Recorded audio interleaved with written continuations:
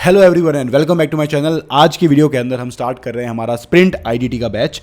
In series of videos के अंदर हम करने वाले हैं पूरा का पूरा GST cover from start to end. एक एक चैप्टर का आपको इन डेप्थ एनालिसिस कराऊंगा एंड बी अश्योर्ड कि this is more than just a revision.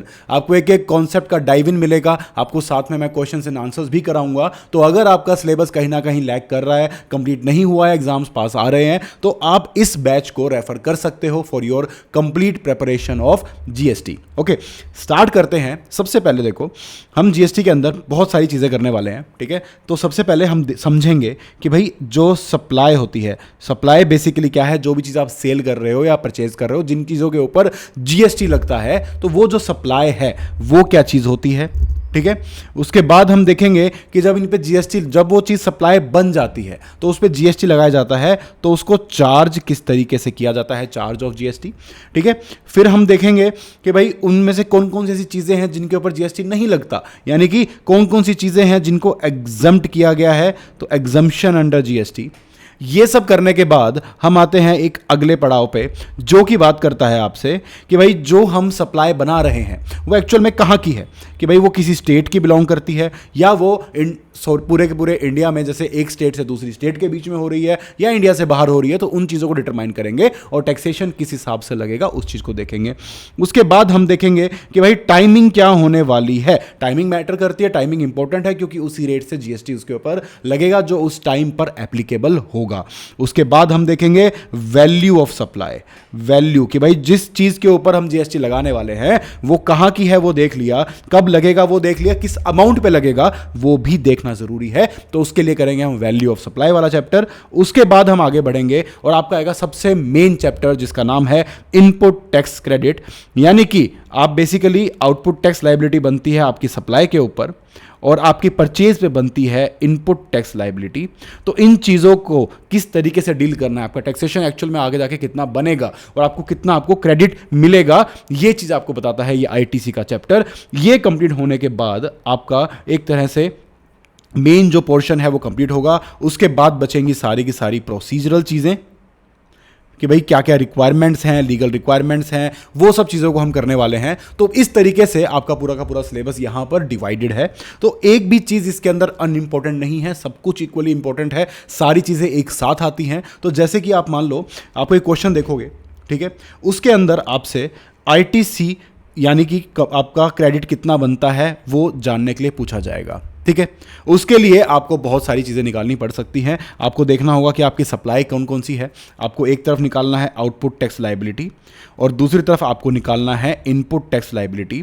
तो उन चीज़ों को निकालने के लिए आपको हर चीज़ का ध्यान रखना है। जैसे आउटपुट टैक्स लायबिलिटी यानी कि आपका जीएसटी, आपकी सेल के ऊपर जीएसटी कितना लगेगा, वो निकालने के लिए आपको पता होना चाहिए कि जो आपने चीज़ बेची है वो सप्लाई बनती भी है या नहीं। बनती है तो उस पर जीएसटी किस तरीके से लगता है, कहीं वो चीज़ एग्जेम्प्ट तो नहीं है, किस जगह पर लगेगी वो डिटरमाइन करेगा कि भाई उस पर सीजीएसटी लगेगा, एसजीएसटी लगेगा या फिर आपका आईजीएसटी लगेगा, क्योंकि उसी के हिसाब से आपको क्रेडिट मिलेगा, ठीक है।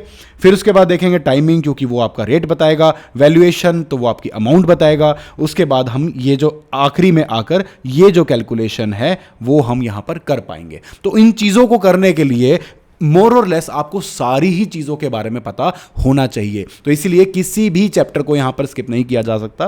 तो सबसे पहले, हर किसी चीज़ को जानने से पहले सबसे पहले हम अंडरस्टैंड करेंगे कि भाई जिस चीज़ के लिए हम ये सब कर रहे हैं, जिस चीज़ पे जीएसटी लगेगा, वो सप्लाई आखिर होती क्या है, ठीक है।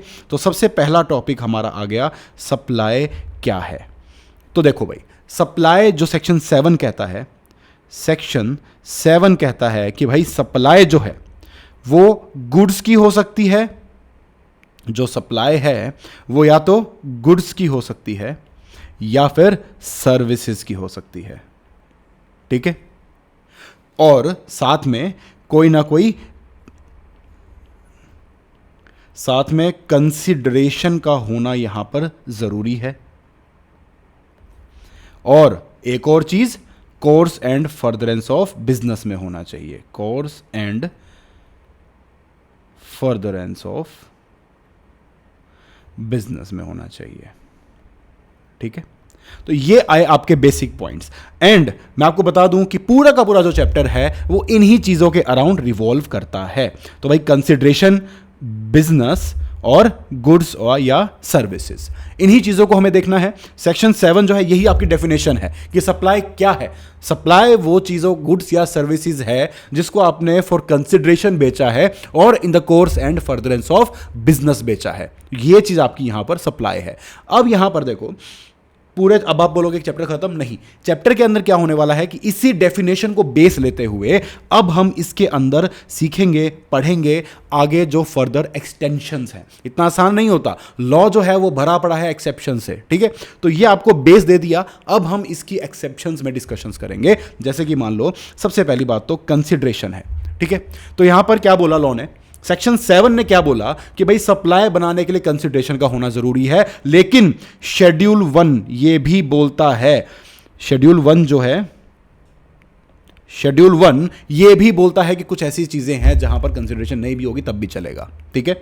उसके बाद बात करते हैं कि भाई course and furtherance of business है। तो यार यहां पर यह चीज भी बोलता है कि अगर आप कुछ इंपोर्ट करते हो, वो बिजनेस में नहीं भी है बट कंसिडरेशन है, तो वो आपका सप्लाई बन जाएगा, ठीक है। उसके बाद इंपोर्ट ऑफ सर्विस के केस के अंदर, और आपका आता है शेड्यूल 2 जो आपको बताता है कि भाई सप्लाई ऑफ गुड्स है या सप्लाई ऑफ सर्विसेज है, तो उसको डिफरेंशिएट करेंगे। और इन सब चीजों के बाद हम पढ़ेंगे शेड्यूल 3 जो कुछ चीजों को बोल देगा कि भाई मान लिया कि उसमें गुड्स था, मान लिया उसमें सर्विस था, मान लिया कंसिडरेशन भी थी, और ये भी मान लिया कि वो बिजनेस में भी था, स्टिल शेड्यूल 3 क्या बोलेगा कि मैं नहीं मानता सप्लाई है। तो ये एक और इस पूरे के पूरे सेक्शन की ही एक्सेप्शन बन के खड़ा हो जाएगा। कौन सा आपका शेड्यूल 3 जो कि बोलता है कि कुछ चीजें जो सप्लाई बनेंगी ही नहीं, जो सप्लाई नहीं है, ठीक है। तो ये जो है ये आपका एक तरह से बेस है कि भाई ये है इस चैप्टर के अंदर सारा कुछ। तो सबसे पहले हम समझेंगे कि गुड्स और सर्विस क्या होता है, डेफिनेशंस को समझेंगे, देखेंगे कंसिडरेशन क्या होती है, कंसिडरेशन के साथ हम समझेंगे शेड्यूल 1 में कौन कौन सी चीजें हैं जहां पे कंसिडरेशन नहीं भी होगा तब भी चलेगा, और फिर course and furtherance of business को समझेंगे, और लास्ट में शेड्यूल 3 करेंगे, and then you can say कि हाँ आपका ये चैप्टर कंप्लीट हो गया। And this is very important, तो हर आगे के कॉन्सेप्ट्स को क्लियर करने के लिए इस चैप्टर को अच्छे से समझना जरूरी है। तो स्टार्ट करते हैं हमारे इस चैप्टर को, ठीक है। तो क्या क्या करने वाले हैं हम, सेक्शन नंबर 7 करेंगे, schedule 1, schedule 2, schedule 3 and last में सेक्शन नंबर 8 जो कि बहुत ही बेसिक है, काफ़ी इजीली आपको समझ में आ जाएगा, ठीक है। तो किसी भी चीज़ को देखने से पहले सबसे पहले हम देखते हैं यार गुड्स या सर्विस क्या होती है, ठीक है। गुड्स होते हैं कोई भी मूवेबल प्रॉपर्टी। क्या है गुड्स? कोई भी मूवेबल प्रॉपर्टी जिसमें एक्सक्लूड्स मनी या फिर securities. Money in itself tangible चीज़ है, बट हाँ वो ना तो गुड्स, ना तो वो आपका गुड्स बनेगा, ना ही आपका साथ के साथ देखा जाए तो ये देखो सर्विस बनेगा, क्योंकि सर्विस से भी इसको एक्सक्लूड किया गया है, ठीक है। तो यहाँ पर ये चीज़ आ गई आपकी कि मनी जो है वो ना सर्विस बनता है ना गुड्स बनता है। मनी रिलेटेड जो एक्टिविटीज़ होती हैं, फॉर एग्जांपल मैंने आपको क्या बोला कि भाई मेरे पास ना ये 100 रुपये हैं, ठीक है, ये मेरे से ले लो और बदले में मुझे 10-10 के नोट दे दो, ठीक है। 10-10 के 10 नोट आपने मुझे दे दिए, तो यहां पर क्या हुआ कि एक एक्सचेंज ऑफ मनी हो गया, तो this is not a supply. लेकिन अगर आपने बोला कि भाई 110 रुपये लूंगा सर मैं आपसे, और अब मैं आपको 10-10 के 10 नोट ही दूंगा, तो यहां पर जो 10 रुपये है, जो यहां पर 10 रुपये है, ये आपका एक सर्विस एलिमेंट है, ठीक है। तो ये जो है ये आपने मुझे एक तरह से छुट्टा करने की सर्विस दी है, तो उसका जो पैसा है, तो इस 10 रुपये पे जीएसटी लग जाएगा, ये सप्लाई बन जाएगा। बट ये जो पैसे हैं, ये जो 100 रुपये और ये जो 10-10 रुपये हैं, this is nowhere near any goods और एनी सर्विस, ठीक। ये बात आपको याद रखनी है। Includes actionable claims, actionable claims भी यहां पर पार्ट बनते हैं गुड्स का। Includes growing crops, grass to be severed. देखो जो खेत है, खेतों में मान लो गेहूं उगा हुआ है, ठीक है, अब देखने में वो मूवेबल नहीं है, वो एक जगह पर फिक्स है, लेकिन उन चीज़ों का नेचर ऐसा है कि यार वो चीज़ सेलेबल तभी होगी जब उसको सेवेयर किया जाएगा, यानी काटा जाएगा उस फसल को। तो यहां पर जो ऐसी चीज़ें हैं जिनको आज वो भले ही ज़मीन पर गड़ी हुई हैं, लेकिन उनको काट कर बेचा जाएगा, तो that will become your goods, ठीक है। सेम वे अब हम बात करते हैं सर्विसेज की कि भाई सर्विस क्या होती है। तो सर्विस में एनीथिंग अदर देन गुड, चलो जी बहुत आसान, एनीथिंग अदर देन गुड समझ लिया तो सर्विस तो समझ में आ ही गया। गया। उसके बाद excludes money and securities, okay ये सेम है। इंक्लूड्स मनी कन्वर्जन एक्टिविटीज, ठीक है, ये देखो ये जो पॉइंट था मैंने आपको समझाया, तो यहां पर यही था कि वहां पर मनी कन्वर्जन, देखो मनी से money same, currency to currency भी कन्वर्जन हो सकता है, जैसे मैंने आपको बिल्कुल बेसिक सा एग्जांपल दिया कि यार सिर्फ चेंज करके दे रहे हो आप किसी को, ठीक है, या फिर आप फॉरेन करेंसी को भी चेंज करा सकते हो, ठीक है। तो किसी भी मैनर में वो चीज़ हो रही है, तो उस चीज़ को यहाँ पर उसके लिए अगर आप फीस चार्ज कर रहे हो तो that fees is your service element, कि भाई मैंने तेरे लिए डॉलर अरेंज किए, ठीक है, किसी को रुपये के बदले डॉलर चाहिए, तो उस अरेंज करने के लिए मैंने तेरे से $10 ले लिए और मैं तेरे को $100 के ही इक्विवेलेंट डॉलर दिए। तो ऐसी सिचुएशन के अंदर ये आपका सर्विस एलिमेंट हो जाएगा और उस पर जीएसटी लग जाएगा। Include security transaction facilitation. अब देखो सिक्योरिटीज जो हैं उनका खरीदना बेचना is not subject to GST, लेकिन सिक्योरिटी की ट्रांजैक्शंस को फैसिलिटेट करवाना इज योर सर्विस, तो उसके ऊपर आपका जीएसटी लग जाएगा। ओके, आई होप ये बात अच्छे से समझ में आ गई है। आगे बढ़ते हैं, ठीक है। तो ये बेसिक डेफिनेशंस हैं, किसी डेफिनेशन का आपको कंफ्यूजन हो, कोई पॉइंट में दिक्कत आए तो आप पढ़ सकते हो, बट जो मेन जो एग्जाम में जरूरी हो सकती है वो डेफिनेशन मैं आपको यहां पर समझा कर चलूंगा, आपके सामने डिस्कस करके चलूंगा। ओके, नेक्स्ट आता है आपका सेक्शन 7, यहां पर हम शुरू कर रहे हैं। गुड्स और सर्विस क्या होता है हमने समझ लिया, इसका कंटेक्स्ट आगे तक आता रहेगा, इसलिए सबसे पहले उसको समझना जरूरी था। आगे बढ़ते हैं, meaning and scope of supply. The meaning and scope of supply in terms of section number 7 can be understood in the following parameters. वो पैरामीटर्स क्या है? The supply should be of goods या सर्विसेज, जो मैंने आपको chart में समझाया, उसके लिए कंसिडरेशन का होना जरूरी है यहां पर, ठीक है, और should be made in the course और फर्दरेंस ऑफ बिजनेस। ये 3 इंग्रेडिएंट जब बनेंगे तो हमारी रेसिपी हो जाएगी सप्लाई की कंप्लीट और उसको हम सप्लाई मान लेंगे। हाँ, ऑब्वियसली देयर आर एक्सेप्शंस, जिन एक्सेप्शंस को हम आगे डिटेल में यहां पर डिस्कस करने वाले हैं, ठीक है। तो आगे बढ़ते हैं। अब देखो, जैसे ये भी मैंने आपको पॉइंट, ये वही है जो चीज़ें मैंने आपको बताई कि भाई हर चीज़ की कुछ कुछ एक्सेप्शंस हैं, जैसे कि पैरामीटर 2 क्या है हमारा? कंसिडरेशन। कंसिडरेशन की जो चीज़ है उसको रिलैक्स करने के लिए शेड्यूल 1 आ गया, जो बोलता है कि भाई विदाउट कंसिडरेशन भी सप्लाई मान लेंगे। उसके बाद पैरामीटर 3 क्या है आपका? इन द कोर्स और फर्दरेंस ऑफ बिजनेस। उसकी एक्सेप्शन में इंपोर्ट ऑफ सर्विस आ गया कि भाई इंपोर्ट ऑफ सर्विस किया, फॉर कंसिडरेशन किया, तो उस चीज़ को हम सप्लाई मान लेंगे। और उसके बाद आता है, ये सारी चीज़ें होने के बाद एंड में आपके पास एक क्या बचती है चीज कि भाई सब कुछ हो गया, चलो गुड्स भी था, सर्विस भी था, कंसिडरेशन भी था और बिजनेस भी था, फिर भी उसको हम क्या मान लेंगे कि वो सप्लाई नहीं है। शेड्यूल 3 ये बात बोलता है। तो इन चीजों को, ये है, ये पूरा का पूरा अगर पॉइंट आप देखोगे तो this is your entire chapter, जिसको हम अभी डिस्कस करने वाले हैं। ओके, तो भाई यहां पर देखा जाए तो भाई सप्लाई में इंक्लूड क्या होता है, एक्सक्लूड क्या होता है, उसी चीज़ को अच्छे से और अच्छे से बताया हुआ है, बहुत बेसिक बात है, आप यहाँ पर समझ गए हो। अब यहाँ पर करते हैं supply for consideration in the course और फर्दरेंस ऑफ बिजनेस, ठीक है। सबसे पहले बिजनेस होता है, ठीक है, तो इसलिए सबसे पहले बिजनेस वाले टॉपिक को रखा है यहाँ पर कि भाई कुछ भी करने से पहले आप बिजनेस खोलोगे, आप कोई कंपनी खोलोगे, आप कोई फर्म खोलोगे, उसके बाद वहाँ से गुड्स बेचना शुरू करोगे या फिर आप सर्विसेज सप्लाई करना शुरू करोगे, ठीक है। Supply of anything other than goods और services, example money security is not supply, ठीक है। यहाँ पर ये चलो पहली बात ये बोल दी। उसके बाद आता है फॉर्म्स ऑफ सप्लाई। यहाँ पर क्या हो सकता है? फॉर्म्स ऑफ सप्लाई आपके पास हो सकती है कि आप सेल कर सकते हो, ठीक है, ट्रांसफर कर सकते हो, बार्टर कर सकते हो, एक्सचेंज कर सकते हो, ठीक है। अब बार्टर में यानी कि आपको पता ही होगा कि आप एक चीज़ के बदले दूसरी चीज़, आप पैसा नहीं इन्वॉल्व हो रहा, तो उसको भी आपका बिजनेस, आपकी सप्लाई माना जाएगा। लाइसेंस पे आप कोई चीज़ दे रहे हो, रेंट पे कोई चीज़ दे रहे हो, लीज पे दे रहे हो, डिस्पोजल पे, by whatever name you call it, आप कोई चीज़, आप कोई बिजनेस में जैसे आप जिस तरीके से पैसा कमा सकते हो, ठीक है, तो वो सारी चीज़ें यहाँ पर आ गई हैं, ठीक है। अब ये तो हमने देखा सप्लाई क्या होती है, तो सप्लाई के ये फॉर्म्स हैं, किसी भी मैनर में सप्लाई हो सकती है। अब देखते हैं कंसिडरेशन क्या होता है। ये डेफिनेशन इंपॉर्टेंट है, आपको यहाँ पर कंफ्यूज किया जा सकता है एग्जाम के अंदर, तो इस चीज़ को समझना अच्छे से। कंसिडरेशन क्या होती है? Consideration includes any payment made और टू बी मेड। देखो, कोई भी पेमेंट या तो वो हो चुकी है या आपको अभी करनी है, मनी में करनी है या मनी के अदरवाइज करनी है, रिसिपिएंट देगा या कोई और पर्सन देगा, हमें फर्क नहीं पड़ता। देखो, हर चीज को यहां पर कवर कर लिया। कोई इंसान ये बोल के बच सकता है कि सर मैंने वो चीज खरीदी है बट मैंने पैसे थोड़ी दिए हैं, कंसिडरेशन तो हुई नहीं, तो किस बात की सप्लाई? नहीं, आपने चीज खरीद ली, पैसे आपके ड्यू हो चुके हैं, आपको देने हैं ना, तो ये सप्लाई बन चुकी है। आपने एक्नॉलेज भी कर लिया डेट कि हाँ मैंने तेरे से ये चीज ली है, मुझे तुझे पैसे देने हैं, this is a supply, this is a consideration. Okay, fine, आगे बढ़ते हैं। आप पैसे में दे रहे हो कि अदरवाइज दे रहे हो, तो भी कि भाई आपने किसी को बोला कि यार मैंने इस बाइक के बदले सामने वाले को गाड़ी दी है, डजेंट मैटर, ठीक है, उसको भी सप्लाई माना जाएगा। जैसे फॉर एग्जांपल आप मान लो मारुति की शोरूम में जाते हो, वहां पर ट्रू वैल्यू एक उनका अलग से सेगमेंट है जहां पर आप अपनी गाड़ी, पुरानी गाड़ी को सेल कर सकते हो, ठीक है। अब आप लेके पहुंच गए यार 20 लाख की गाड़ी, ठीक है, आपने बोला कि यार इस गाड़ी को ले लो, यहां पर काट लो, बदले में मुझे दूसरी गाड़ी लेनी है थोड़ी सस्ती, वो मुझे दे दो। तो आपके तरफ से जेब से देने का कुछ नहीं बना, तो आप अपनी एक गाड़ी लेके गए, दूसरी गाड़ी लेके आप बाहर आ गए, क्वाइट ईजी। तो यहां पर भी इसको सप्लाई माना जाएगा। तो भाई मनी नहीं दी, आपने गाड़ी दी, still it is a consideration, ठीक है।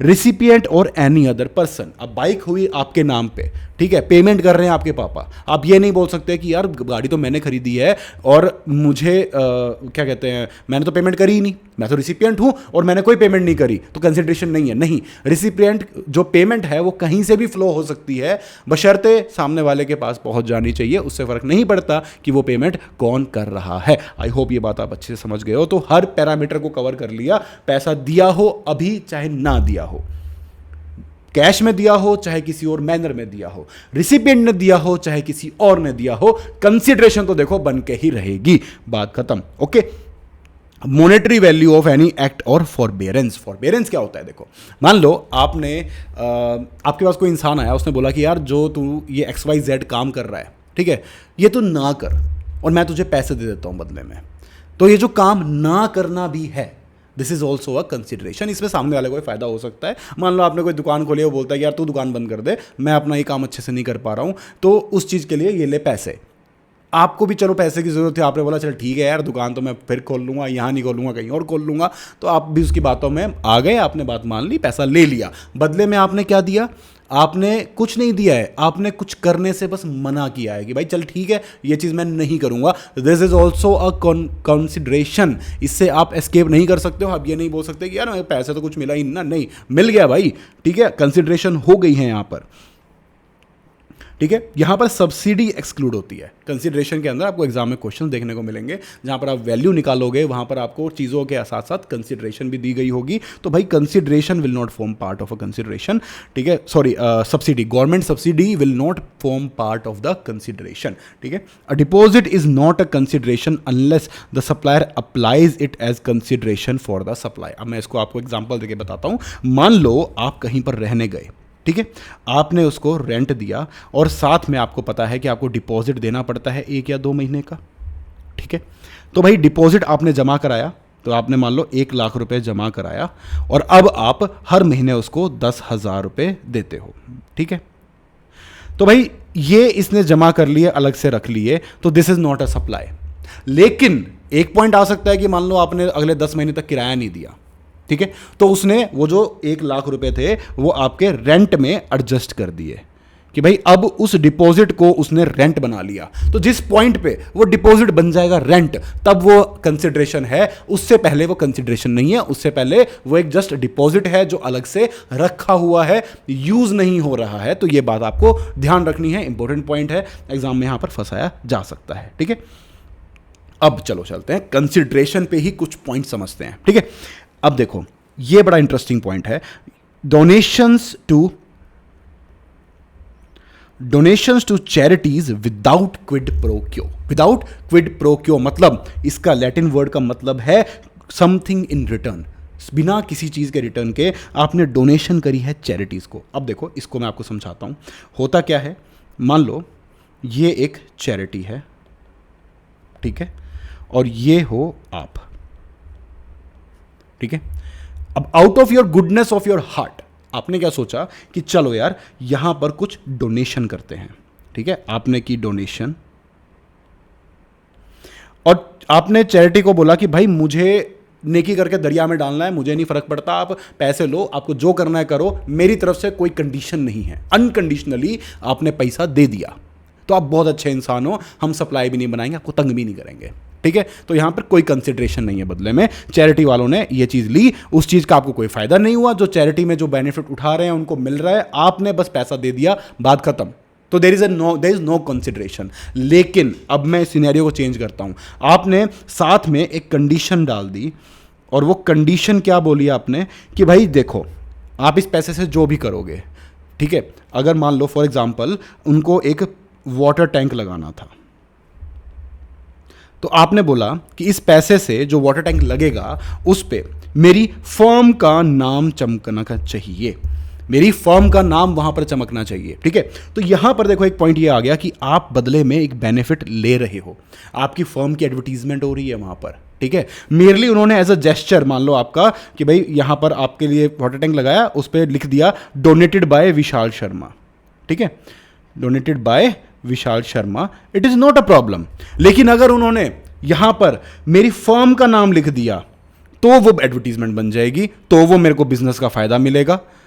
ठीक है, तो वो एडवर्टीजमेंट है, एंड एडवर्टीजमेंट है तो भैया कंसिडरेशन है, और अगर कंसिडरेशन है तो भैया सप्लाई है।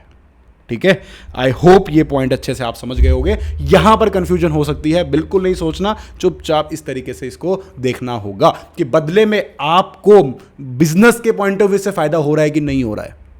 पर्सनली चलो यहां पर फायदा हो रहा है, आपको अच्छा लग रहा है, लोगों के सामने आपका नाम है कि ओ विशाल ने यह चीज डोनेट करी है। बिजनेस के पॉइंट ऑफ व्यू से उससे क्या फर्क पड़ता है आपको, विशाल तो बहुत सारे हैं, बट मेरी जो फर्म है वो एक ही है, तो लोग पहचान लेंगे कि ओके इस फर्म के इस बंदे ने, ओके तो उनको कभी कभी किसी सीए की जरूरत पड़ेगी तो मेरा दिमाग में नाम आएगा, तो दिस इज एन एडवर्टीजमेंट। ठीक है, तो यहां पर अगर ऐसा कुछ होता है तो दैट इज अ कंसिडरेशन। तो आई होप ये बात आपको अच्छे समझ में आ गई है। आगे बढ़ते हैं।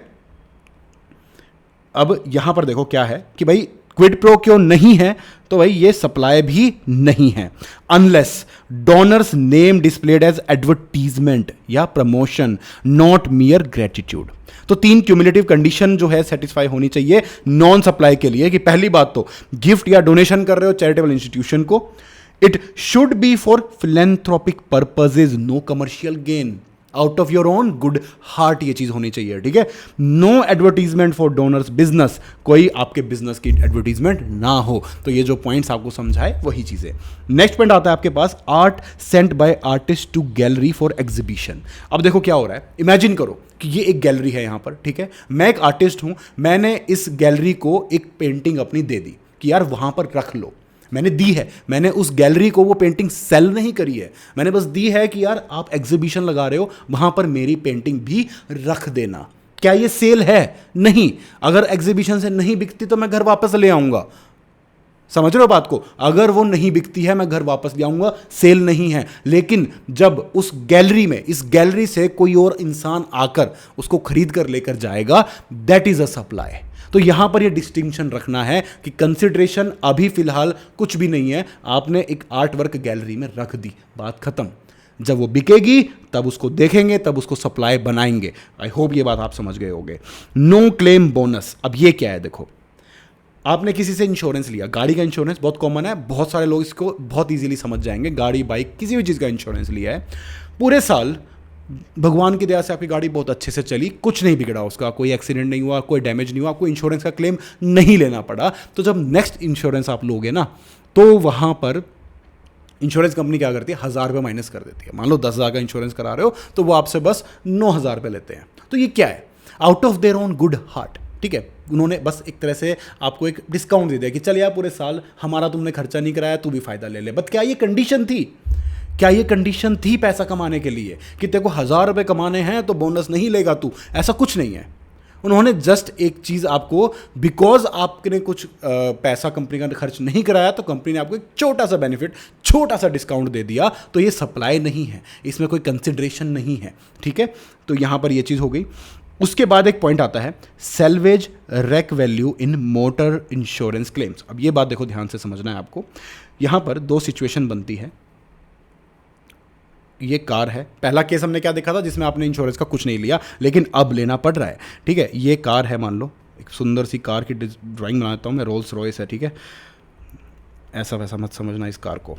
तो ये एक कार है, ठीक है, इस कार का हुआ एक्सीडेंट बड़ी जोर से। ठीक है, अब ये जो कार है ये हो गई है बियॉन्ड रिपेयर, ये हो गई है बियॉन्ड रिपेयर। तो अब क्या होगा? अब यहां पर 2 चीजें हैं। पहली बात तो आपके पास अवेलेबल है इंश्योरेंस से आने वाला पैसा, और जो सैल्वेज्ड कार है ये दो चीज़ें आपके पास है, इंश्योरेंस से आने वाला पैसा और सैल्वेज्ड कार, जिससे आपके नुकसान की भरपाई हो जाएगी। तो इंश्योरेंस वालों के पास भी दो ऑप्शन है, या तो आपको फॉर एग्जाम्पल, देखो रोल्स रॉयस इतनी सस्ती होती नहीं है, but for the sake of example मैं ले रहा हूँ 10 लाख रुपए, 10 लाख रुपए की कार थी, ठीक है। तो आपको इंश्योरेंस वाले क्या करते हैं, 8 लाख रुपए देते हैं और बोलते हैं देख भाई कार सैल्वेज हो गए 2 लाख के तो बिक ही जाएगी कबाड़ में, देखो यार है तो लोहा ही ना, ठीक है, तो कुछ चीज़ें बिक जाती हैं, सीट अगर सही सलामत है वो अलग से बिक जाएगी, टायर कोई एक भी बचा हुआ है अलग से बिक जाएगा, हर चीज़ बिक जाती है, तो एक सैल्वेज वैल्यू रीजनेबली निकल आती है, ठीक है। तो यहां पर दो कंडीशन है। अब इंश्योरेंस कंपनी क्या बोल रही है कि 8 लाख तुझे हम दे देते हैं, 2 लाख रुपए अपनी सैल्वेज बेच लियो, पूरे कर लियो, तेरी मर्जी, ठीक है। आपके 10 लाख रुपए तो पूरे हो गए ना, कोई दिक्कत नहीं, ठीक है। तो यहां पर कोई सप्लाई नहीं है, कुछ नहीं है, कोई टेंशन नहीं। दूसरी कंडीशन क्या होती है कि इंश्योरेंस वाले आपको 10 के 10 लाख रुपए पे करते हैं और बदले में ये जो कार है, जो टूटी फूटी कार है, ये इंश्योरेंस वाले ले जाते हैं तो बोलते हैं कि भाई ये ले तू 10 लाख रुपए, तेरा सैल्वेज सुलवेज का हम देख लेंगे जो भी है, ठीक है। तो यहां पर क्या हो रहा है, यहां पर भी क्या आपका जो आप हो, आपका अपनी कार को इंश्योरेंस वाले को देना, क्या ये एक सप्लाई है? नहीं, यहां पर कोई सप्लाई नहीं है, ठीक है। यहां पर जब इंश्योरेंस वाले आगे सेल करेंगे उस सैल्वेज को, ठीक है, तो वो सप्लाई बन जाएगी, but at this point this is not a supply. बस इतना सा बात ध्यान रखनी है, this is just a clarification कि आपको इस टाइप का क्वेश्चन बन के आ सकता है, एमसीक्यू में आ सकता है, पूछ सकते हैं, तो आपको ये चीज पता होनी चाहिए, ठीक है। क्या बोला है, if the insurance company deducts the value of the salvage, यानी जो मैंने बोला था 8 लाख रुपए दिए उन्होंने, ये 8 लाख वाला एग्जाम्पल है, ठीक है, from the claim assessment, the ownership of the wreckage remains with the insured person, आपके पास ही ओनरशिप रहेगी गाड़ी की। Consequently because the insurer does not take possession और supply of the wreckage, they are not liable to discharge any GST on the salvage value. Obviously अगर on the other hand, ये मैं 10 लाख वाली बात कर रहा हूं आपसे, जिसमें सैल्वेज भी वो इंश्योरेंस वाले ले गए थे, without making a deduction for the wreckage, the salvage become the property of the insurance company. When the company subsequently transfers or sells this wreckage to a salvage buyer, it is treated as a supply. तो subsequently जब वो उसको बेचेगी तो it will be treated as a supply. I hope ये बात यहाँ पर समझ गए होगे, क्लैरिफिकेशन। आगे बढ़ते हैं, तो यहाँ तक देखो हमारा हो गया कंसिडरेशन का पार्ट, ठीक है, कंसिडरेशन हमने अच्छे से समझ लिया। अब आगे बढ़ते हैं और हम देखते हैं कि बिजनेस क्या होता है, कोर्स और फर्दरेंस ऑफ। ये देखो कंसिडरेशन अभी एक तरह से पूरी तरह कंप्लीट नहीं हुआ है, कंसिडरेशन के साथ पढ़ते समय भी आपको याद रखना है कि कंसिडरेशन के साथ आपको पढ़ना है शेड्यूल 1, जो कि किस बारे में बात करता है कि भाई supply even without consideration, supply even without consideration, ठीक है। तो ये चीज आपको यहां पर करनी होगी, याद रखना होगा, ठीक है। तो यहां तक आपका पॉइंट हो गया।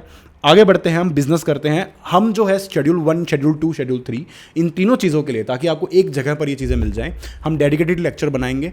नेक्स्ट वीडियो के अंदर हम शेड्यूल 1, 2 एंड 3 को डिस्कस करेंगे। इस वीडियो में हम बिजनेस तक जो सेक्शन 7 की डेफिनेशन है, सप्लाई हमने समझ लिया, कंसिडरेशन हमने समझ ली, और अब हम बिजनेस कर रहे हैं। तो ये this video will be dedicated to section number 7 and the next video will be schedule 1, 2 and 3 and section 8, जो कि बहुत छोटा सा टॉपिक है, तो कोई दिक्कत नहीं है। तो यहां पर अब बात करते हैं कोर्स और फर्दरेंस ऑफ बिजनेस की, ठीक है। यहां पर क्या होता है, बिजनेस देखो, इन्होंने पूरी कोशिश करी है कि बिजनेस के वर्ड के अम्ब्रेला में सारी की सारी चीज़ों को ये ला सके। तो भाई क्या किया इन्होंने, बिजनेस क्या होता है, प्राइमरी एक्टिविटी क्या होगी बिजनेस की, कोई भी trade, commerce, manufacture, profession, vocation, adventure, wager यानी सट्टे वगैरह, हॉर्स राइडिंग, रेसिंग, कसिनो, ये सब चीज़ें भी। एडवेंचर क्या हो गया आपका, एडवेंचर पार्क वगैरह, ठीक है। और एनी अदर सिमिलर एक्टिविटी, तो इन जैसी दिखने वाली भी एक्टिविटीज़ भी कवर कर ली, regardless of whether it is for pecuniary monetary benefit या नहीं। क्यों? क्योंकि मॉनेटरी के अलावा भी कोई और बेनिफिट भी तो हो सकता है, तो कोई भी इस टाइप का बिजनेस यहाँ पर कवर हो जाएगा। इंसिडेंटल एक्टिविटीज़ भी जोड़ ली कि इनसे जुड़ी हुई, इनको पूरा करने के लिए जो, जैसे मान लो आप किसी इवेंट में गए, ठीक है, कोई बहुत बड़ा इवेंट हो रहा है, ठीक है, वहाँ पर आप गए हो, तो उस इवेंट का जो खर्चा है, जो इवेंट है वो भी बिजनेस है, और कोई इवेंट मैनेजमेंट कंपनी है जो उस इवेंट को फैसिलिटेट कर रही है, वो भी बिजनेस है। ठीक है, तो यहाँ पर सारी चीज़ों को यहाँ पर कवर कर लिया, किसी को नहीं छोड़ने वाले हैं ये, ठीक है। रेगुलरिटी मैटर नहीं करता, हम नहीं देख रहे कि तुम उस काम को, इवेंट मैनेजमेंट जैसे है, अगर मैं समझो कि फॉर एग्जांपल मैं एक ताक में बैठा रहता हूँ कि मुझे कोई काम मिल जाए, ठीक है, मुझे किसी ने बोला कि यार ये इवेंट कराना है, तू मैनेज कर देगा, मैं कर दूंगा, तो भाई वो भी एक बिजनेस है। मैं रेगुलर, इससे फ़र्क नहीं पड़ता कि मैं रेगुलरली वो काम करता हूँ कि नहीं करता हूँ, बिजनेस है, मैं किसी और के लिए वो काम कर रहा हूँ, उसके लिए मैं पैसे चार्ज कर रहा हूँ, तो दैट इज़ अ बिजनेस। साल में 2 इवेंट भी मैनेज करता हूँ मैं, तब भी मैं इवेंट मैनेजमेंट कंपनी हूँ, मैं इवेंट मैनेजमेंट के बिजनेस में हूँ। तो ये बात भी ध्यान रखनी, रेगुलरिटी से हमें फ़र्क नहीं पड़ता, ठीक है, हमें वॉल्यूम से फ़र्क नहीं पड़ता, वही बात कि मैंने साल भर में कितने इवेंट मैनेज करे, ठीक है, कंटिन्यूटी से फ़र्क नहीं पड़ता। कमेंसमेंट और क्लोजर दोनों टाइम पे, आप ये नहीं, अब फॉर एग्जांपल सोचो आपने एक दुकान लगाई, आपने सामान खरीदा, उसको बेचना शुरू किया, बिजनेस है, आपने फिर दुकान आपकी नहीं ज़्यादा चली तो सामान बच गया, तो आपने दुकान बंद करा और सामान बेचा, वो भी बिजनेस का पार्ट है। आप ये नहीं बोल सकते कि यार बिजनेस तो बंद कर दिया ना, अब मैं बचा कुचा स्टॉक निकाल रहा हूँ बस अपना, नहीं, क्लोजर भी और कमेंसमेंट भी, रेगुलर भी इरेगुलर भी, मेन भी इंसिडेंटल भी, सब कवर करना है, ठीक है, सारी चीज़ें यहां पर कवर करी हैं। क्लब्स एंड एसोसिएशंस, पहले क्या होता था, लोग इस चीज़ से पीछे हट जाते थे, ठीक है, जैसे मान लो क्लब्स क्या होते हैं कि 20 मेंबर्स हैं, उन्होंने मिलकर क्लब बना लिया, तो वो 20 लोग कंट्रीब्यूट करते हैं, उसी पैसे से उन्हीं 20 लोगों के लिए कुछ ना कुछ काम होता रहता है, उनको फ़ायदा मिलता रहता है। तो वो लोग ये बोले कि यार हमने ही बनाया, हमारे लिए ही बनाया, हम खुद से तो पैसा नहीं कमा रहे हैं ना, तो this is not a business. But नहीं, डेफिनेशन में इंक्लूड किया गया कि भाई क्लब है, जो भी है, तो यहां पर आप एक दूसरे को बेनिफिट दे रहे हो, तो ये एक बिजनेस है। एडमिशन टू प्रेमिसेस, आपको सिनेमा हॉल में एंट्री मिलती है, ठीक है, वो आपको कुछ बेच नहीं रहे हैं, बस आपको वहां पर बैठ के मूवी देखने दे रहे हैं, तो this is an admission to premises, तो दिस इज अ बिजनेस। कोई ऑफिस होल्डर हो आप, ठीक है, कोई रेस क्लब है, कोई पब्लिक अथॉरिटीज हैं, जैसे एनी एक्टिविटी और transaction undertaken by central government, state government और by local authority in which they are engaged as public authorities, तो ये भी एक तरह से बिजनेस ही है, ठीक है। तो ये देखो, इस अम्ब्रेला में सब कुछ कवर कर लिया मैंने, बहुत अच्छे से आपको एक तरह से समझा दिया है। इसको एज इट इज आपको रटने की जरूरत नहीं है, बस हाँ क्वेश्चन में कभी कभी आपको जरूरत पड़ सकती है बिजनेस को आइडेंटिफाई करने में, जैसे सिनेमा हॉल्स आ गया, कोई भी ऐसी चीज आ गई, तो आपको देखना पड़ सकता है कि भाई वो बिजनेस का पार्ट है या नहीं है। अब देखो, इसको थोड़ा सा टेस्ट करते हैं। इंडिविजुअल है, वो सेल करता है अपनी personal use car to dealers, ठीक है, तो क्या वो आपका सप्लाई है? तो क्या वो आपका सप्लाई है? देखो, individual cells personal car, obviously not, क्योंकि वो उसका बिजनेस नहीं है, पर्सनल कैपेसिटी में अपनी यूज्ड कार उसने सेल करी है, ठीक है। Individual sells old gold jewellery, business है? नहीं है। Actor paints and sells painting, हाँ, क्यों? क्योंकि ये वोकेशन है, ठीक है, साथ साथ पेंट भी करता है, उसको बेचता भी है, तो ये वोकेशन है, उसने किसी चीज़ के ऊपर काम किया, बनाया और उसको बेचा, तो this is a vocation and this is a business. RWA, resident welfare association, clubs and associations, याद आ गया होगा, ऊपर ही पढ़ा है हमने कि भाई हाँ ये बिजनेस का पार्ट होते हैं। यहाँ तक नहीं पहुँच पाएगा, बट ठीक है, यहाँ पर देख लेते हैं, ये रहा clubs and associations, these are part of a business. तो भाई रेजिडेंट वेलफेयर एसोसिएशन भी वही है, वो क्या करता है, वो अपने लिए कुछ नहीं कर रहा, वो अपना फॉर एग्जांपल अपने जो उनके मेंबर्स हैं, जो रेजिडेंट वेलफेयर एसोसिएशन, यानी उस बिल्डिंग में जितने भी लोग रहते हैं, तो भाई वो सब चीज़ें, जैसे आपका तारक मेहता के अंदर Bhide, he is your resident welfare association, ठीक है, तो वो जो काम कर रहा है सोसाइटी के लिए कर रहा है, उन लोगों के लिए कर रहा है। उसके बाद आता है आपका admission to circus, cinema, amusement park, obviously admission for consideration. Race club, facilitating wagering via totalizator और अर्निंग कमीशन, तो भाई यहाँ पर भी हमने देख लिया था ऊपर, रेस क्लब वगैरह भी इसमें इंक्लूड होता है। अब हमने, हमारी पूरी डेफिनेशन कंप्लीट हो गई, हमने देख लिया सप्लाई क्या होता है, हमने देखा कंसिडरेशन क्या होती है, हमने देखा course and furtherance of business क्या होता है। तो यहाँ पर अब एक एक्सेप्शन मैंने जो बिजनेस की आपको बताई थी क्या होनी चाहिए थी, कि भाई import of service for consideration is supply even if not in the course और furtherance of business the one, यानी कि आपने कंसिडरेशन में सप्लाई ली है बाहर से सर्विस, मेक श्योर यहाँ पर सर्विस है। देखो गुड्स तो देखो इंपोर्ट होगा, इंपोर्ट ड्यूटी लगेगी, वो आप प्रॉपर तरीके से आता है। सर्विस आप ऑनलाइन भी ले सकते हो ना, आपने आर्किटेक्ट की सर्विस ली, आपने उसको फ़ोन पे बोला कि हाँ यार मेरे को घर बनाना है, तो ये बना के दे दे डिज़ाइन वगैरह, उसने वहीं से बैठे बैठे बना के आपको मेल कर दिया। तो वो चीज़ों को पकड़ने के लिए यहाँ पर ये किया है कि भाई पर्सनल पर्पज़ के लिए भी कंसिडरेशन में अगर आपने बाहर से किसी से सर्विस ली है तो भाई उस केस के अंदर उसको इंपोर्ट मान लिया जाएगा, बिजनेस हो या ना हो उससे फर्क नहीं पड़ता। ठीक है, यहां पर आ गया। अब यहां पर आती है कुछ financial transactions, taxability of some financial transactions. तो क्या क्या है? Transaction in money, general rule क्या है? Activities that are purely transactions in money are outside the scope of supply and does not attract GST. ठीक है, तो यहां पर ये हो गया। बट उस मनी रिलेटेड जो चार्जेस आप कर रहे हो आप समझ जाओगे। देखो, एक बेसिक अंडरस्टैंडिंग है कि मनी को नहीं गिन रहे हैं। आपने किसी को 100 रुपए दिए हैं तो उस 100 रुपए को हम जीएसटी नहीं लगा रहे हैं, बट वो 100 रुपए देने के लिए अगर उसने आपने उससे 5 रुपए चार्ज किए हैं तो उस 5 रुपए पे हम जीएसटी लगा देंगे। तो ये किसी भी मैनर में हो सकता है। आपने इसको एडमिनिस्ट्रेटिव कॉस्ट बोल लो, आप इसको कोई फीस बोल लो, आप इसको किसी भी तरीके से बोल के आप वो पैसा चार्ज कर सकते हो, बट हाँ उसको इंटरेस्ट नहीं बोल सकते क्योंकि वो जीएसटी से बाहर है। ठीक है, ये अगला ही पॉइंट है, लोन्स, डिपॉजिट्स एंड एडवांसेस। तो यहां पर इस चीज़ की देखो कंसिडरेशन क्या होती है। मोस्टली आप बैंक के पास जाते हो, आप लोन लेते हो तो बैंक आपको ये बोलता है कि भाई ठीक है 10 लाख रुपए ले जा, बदले में इंटरेस्ट के साथ धीरे धीरे देता रही हो, तेरे 12-15 लाख रुपए बनेंगे। तो वो जो ऊपर का 2 लाख 3 लाख रुपए जो एक्स्ट्रा आपको देना पड़ रहा है वो is not sub, that amount is not subject to GST. ठीक है, तो यहां पर क्या कहता है? Services involving the extending of deposits, loans और advances are exempt from GST provided the consideration is in the form of interest और discount. Provided the consideration is in form of interest और डिस्काउंट, यानी इनके अलावा जो considerations होंगी वो आपकी जीएसटी में आ जाएंगी। जैसे कि आपका यहां पर एडमिनिस्ट्रेटिव, मैंने बोला ना किसी भी नाम से हो सकता है, administrative fees, processing charges, service fees. देखो इंटरेस्ट और ये भी होता, बस इसको एग्जेम्प्ट कर रखा है अलग से, तो ये भी नहीं आता। बट उसके अलावा मनी के अलावा आपके जो भी चीज़ें हैं तो उसको आपको यहाँ जीएसटी से बाहर रखा गया है।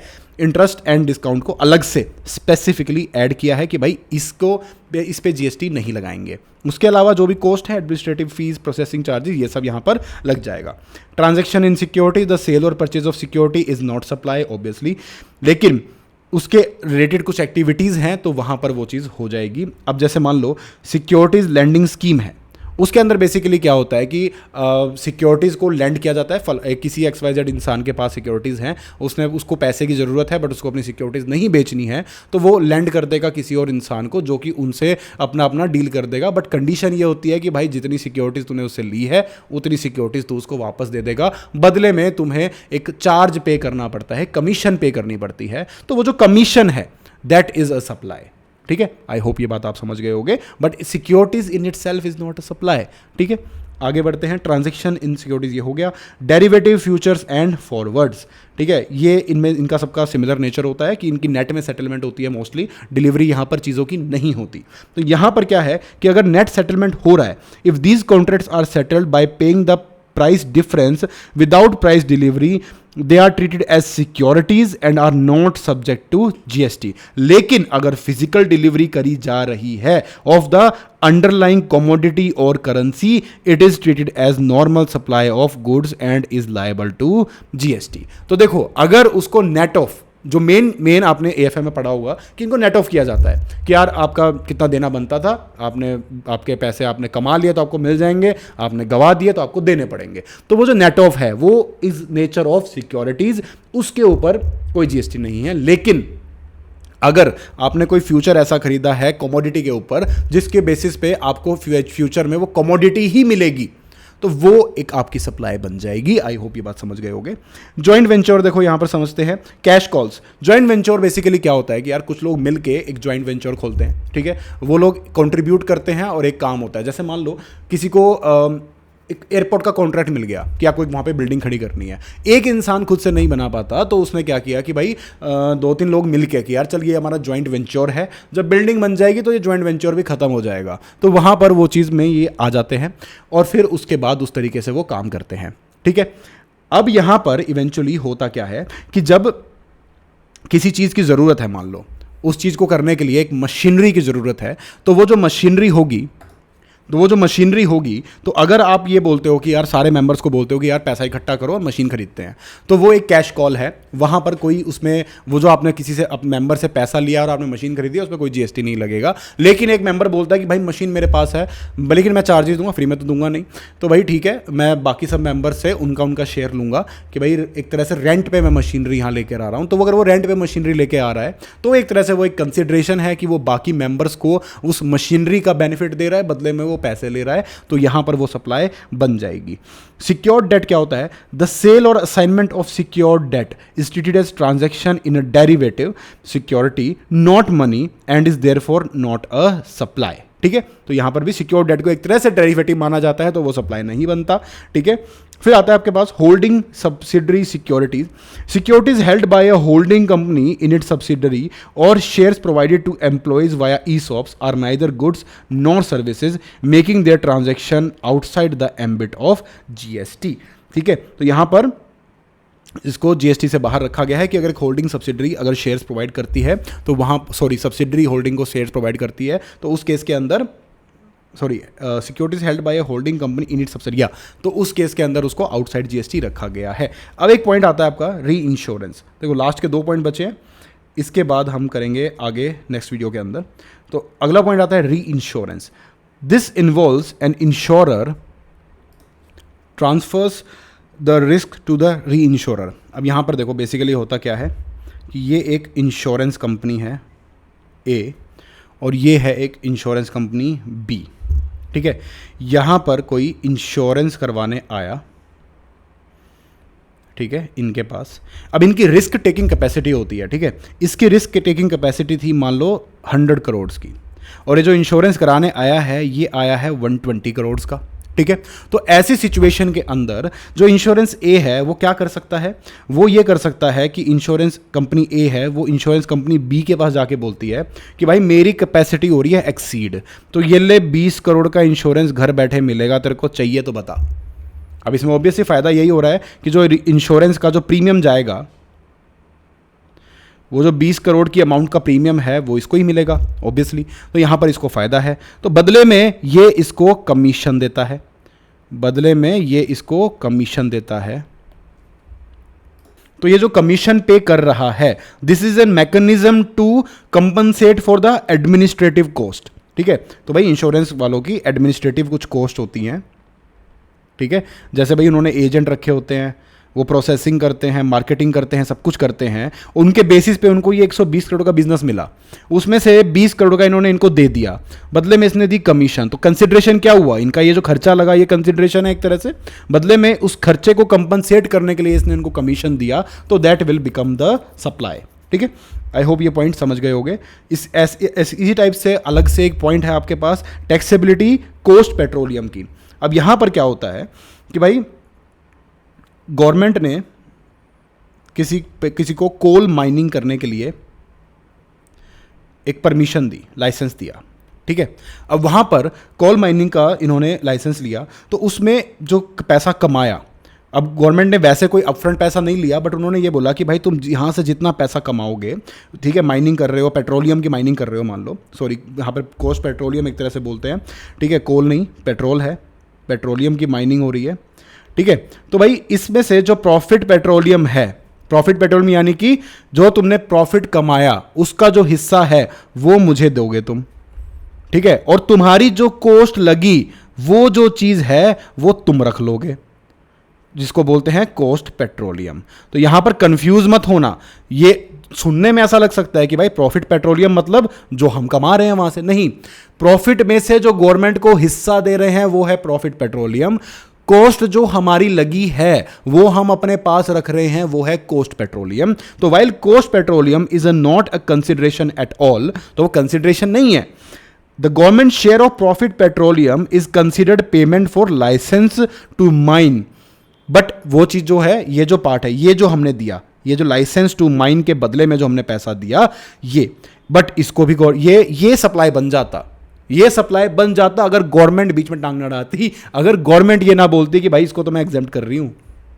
ठीक है, तो यहां पर ये चीज है। तो कोई अगर आपको कंफ्यूज करे तो जो कोस्ट पेट्रोलियम अगर आपसे पूछा जाए कि क्या कोस्ट पेट्रोलियम एक सप्लाई है, तो नहीं, क्योंकि कोस्ट पेट्रोलियम हम किसी को दे ही नहीं रहे हैं, वो बस हम अपने पास जो रख रहे हैं वो है, तो that is not a supply. Government को हम प्रॉफिट पेट्रोलियम देते हैं और वो गवर्नमेंट ने एग्जेम्प्ट कर रखा है, तो उसके ऊपर जीएसटी वैसे नहीं लगेगा। ठीक है, ओके। अब activities of clubs and associations, जो मैंने आपको पहले बताया कि भाई क्लब्स लोग मिलके बनाते हैं और वो क्लब के मेंबर्स की बेनिफिट के लिए होता है, तो उनको वही चीज़ें बेनिफिट मिलता है वहाँ पर, तो उस चीज़ के अंदर उसको सप्लाई माना जाता है। तो यहाँ पर क्या हुआ, activities between a person and its members for cash, deferred payment, other valuable considerations are supply. देखो सब आ गया, कैश हो यानी कि अभी दे रहे हो नहीं दे रहे हो, डेफर्ड पेमेंट है बाद में दे रहे हो ऑब्वियसली, अदर वैल्यूएबल कंसिडरेशन बदले में बाटर सिस्टम हो रहा है, कुछ और हो रहा है, कुछ भी कर रहे हो यार आप, ठीक है, तो कंसिडरेशन है वो। ठीक है, such person and its members constituents are deemed to be two separate persons, दो अलग अलग पर्सन को मान लिया जाएगा और वहां पर उसको मान लिया जाएगा कि भाई ये सप्लाई है। ठीक है, RWA उसका एक एग्जाम्पल है। इंपोर्टेशन वाला जो पॉइंट है उसको हमने समझ लिया। ठीक है, अब उसको थोड़ा और डिटेल में देखें तो देखो, क्योंकि कंफ्यूजन इसी में होती है। देखो इंपोर्ट वाला जो पॉइंट है, ठीक है, बस उसको और देख लेते हैं हम। इंपोर्ट, ठीक है, अब आपने इंपोर्ट दो तरीके की हो सकती है अगर मैं उसको ब्रॉडली डिवाइड करूं। ठीक है, एक तो आपने विदाउट कंसिडरेशन,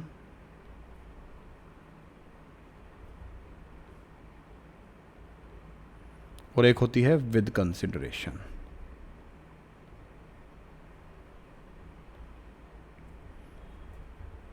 ठीक है, तो देखो अगर कंसिडरेशन है, ठीक है, तो भाई बिजनेस में है नहीं है उससे फर्क नहीं पड़ता। ठीक है, कंसिडरेशन आ गई ना, तो उस केस के अंदर वो आपकी डीम्ड सप्लाई बन जाती है, डीम्ड सप्लाई। तो आगे हमें कुछ देखना ही नहीं है। ठीक है, और ये बेसिकली जो हमने पढ़ा था कि भाई बिजनेस पर्पस के अंदर, तो उसकी एक एक्सेप्शन भी है कि नॉर्मली क्या होता है कि सप्लाई क्या बनती है, सप्लाई जो है वो गुड्स या सर्विस, कंसिडरेशन और आपका बिजनेस। ठीक है, लेकिन यहां पर अगर आप देखो तो यहां पर सिर्फ कंसिडरेशन भी होगा, बिजनेस नहीं भी होगा ना, तब भी इसको हम सप्लाई बना रहे हैं। तो यहां पर ये बिजनेस पर्पस की एक तरह से एक्सेप्शन हुई ना। ठीक है, तो यहां पर ये पॉइंट हो गया। अब बात करें विदाउट कंसिडरेशन, ठीक है, तो भी यहां पर सप्लाई कैसे बना दिया जाएगा इसको। तो अगर आपने मान लो रिलेटेड पर्सन से लिया है, जो आपने सर्विस ली है वो रिलेटेड पर्सन से ली है और आपने बिजनेस में ली है, तो एक तरह से हम ये मान लेंगे कि आप झूठ बोल रहे हो, आप बाईपास करना चाह रहे हो कि यार मैं तो अपने रिलेटेड पर्सन से आप क्योंकि मैनिपुलेट कर सकते हो कि वो आप उसको किसी और तरीके से पेमेंट कर दोगे, आप उसको कैश में नहीं दिखाओगे कि आपने पे किया है, तो इस तरीके से आप छुपा सकते हो। तो भाई बिजनेस के लिए आप बाहर से किसी सर्विस ले रहे हो, क्या मतलब बनता है बिना कंसिडरेशन का, तो हम तो मान के चलेंगे, और खासकर वो आपका अपना बंदा है तो हम मान कर चलेंगे कि भाई आपने कंसिडरेशन ली होगी, इसको भी हम सप्लाई मान लेंगे। और ये कौन कहता है, आपका शेड्यूल 1। शेड्यूल 1 में आपको मैंने क्या बताया था, हम क्या पढ़ेंगे, शेड्यूल 1 में हम पढ़ेंगे वो चीज़ें जो विदाउट कंसिडरेशन भी सप्लाई बनती है। ये विदाउट कंसिडरेशन है, रिलेटेड पर्सन से है और बिजनेस पर्पस में है, तो ये सप्लाई बन जाएगी। और एक चीज़ ज़रूर याद रखनी है कि यहाँ पर हम इंपोर्ट ऑफ सर्विस की बात कर रहे हैं, गुड्स की नहीं। गुड्स के ऊपर अलग प्रोविजंस लगते हैं, गुड्स के ऊपर इंपोर्ट ड्यूटी भी लगती है, तो यानी कि उस पर कस्टम्स के एक्ट भी लगते हैं और बाद में जीएसटी भी लगता है। तो यहाँ पर ये हुआ चैप्टर का हमारा जो मेन पार्ट है वो कंक्लूड।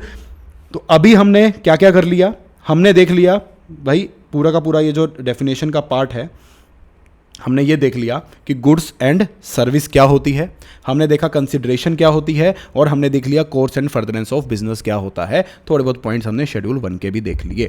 ठीक है, नेक्स्ट वीडियो के अंदर डेडिकेटेडली, ताकि आपको ढूंढने में भी आसानी रहे और आप एक तरह से अपने आप बाइफरकेट करके उस चीज़ को ईजिली पढ़ सको, तो हम शेड्यूल 1, शेड्यूल 2 एंड शेड्यूल 3 करेंगे और ये चैप्टर वहीं पर हो जाएगा कंप्लीट। कमेंट सेक्शन में बताना अगर आपको इसके ऊपर क्वेश्चंस भी समझने हैं, तो मैं एक dedicated videos questions and answers के एनालिसिस पे भी बना दूंगा, और ऐसे ही इसी मैनर में आपको सारे के सारे चैप्टर्स मिलते जाएंगे। तो stay tuned for more videos and make sure to like and subscribe. Thank you for watching.